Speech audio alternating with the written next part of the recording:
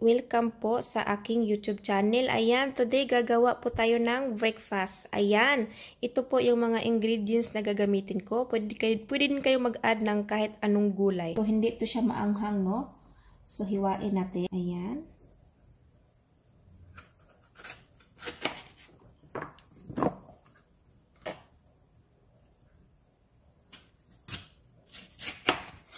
Ayan, no? Ayan, next na gagawin natin ay, ayan, no? Ayan. Okay na to. Depende kung gaano karami na gusto nyo, no? Kung depende kung gaano karami yung gagawin nyo. Ayan, okay na yan. Lagyan natin dito. Ayan, ganyan yung ginagawa ko, no? Ay, syempre, magamit tayo ng ginisa or magic sarap. Na yung mga ano lang, half tablespoon, no? Or depende kung gaano karami yung ititimpla mo, no? Kasi iba-iba tayo ng timpla. Lalagay ko siya ng konting paper kasi mahilig ako sa paper. So, sa mga hindi mahilig sa paper or yung anak nyo hindi mahilig sa paper, so, wag nyo nang lagyan, no? Gagawin natin. Ilagay natin yung carrots. Ayan. Ilagay tayo ng kawali or yung kalahano na flat, no? Yan. Siyempre, maglagay tayo ng oil. Yan, no?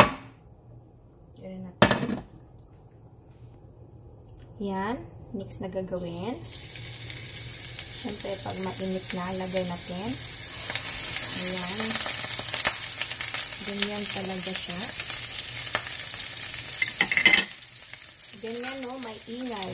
Ayan. Siyempre, ilagay natin yung egg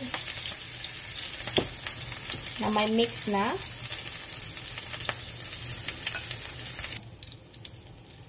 Na gulay, no? Ayan. Ganyan talaga siya lumalabas. Ayan, no? Lagyan natin yung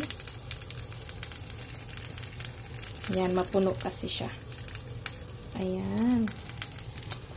Ayan. Maglagay tayo ng sa kilid. No, kailangan nating lagyan. Pang design lang siya, guys. Ayan. O, diba? O, ayan. Takpan muna natin para maluto yung itaas, no? Ayan. Mag-wait po tayo mga 10 minutes. Ang sarap.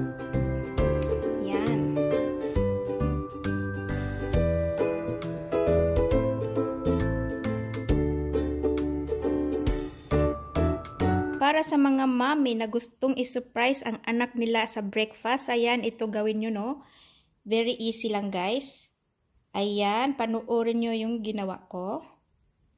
Ayan, sana magustuhan, no? Ayan, very simple lang po ang ingredients at makikita nyo lang sa tindahan. Ayan. At syempre, matutuwa yung bata nito. Ayan, no? O, diba? Ayan, mas sustansya at meron pa tayong gatas. Ayan.